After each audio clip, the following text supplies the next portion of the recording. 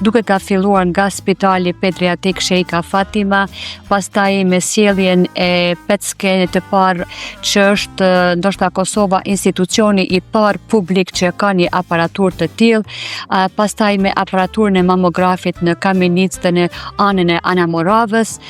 si dhe me aparaturën e Sentinelit, kështu që neve si fondacion kemi qenë dhe do vazhdojnë që të jemi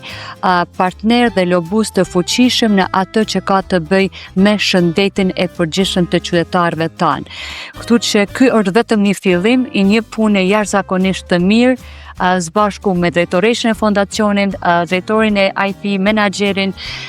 zonën Afie që kemi heroinën tonë dhe me komunën e Prishtinës që kemi pas një bashkëpunim të jashtëzakonshëm, sidomos në këto të fundit që përmendi zonja Afie, që janë iniciativa që kanë fillu, po që duhet të vazhdojnë me tutje sepse kanë të bëjnë me të mirën e përgjithshme të qytetarëve të Kosovës.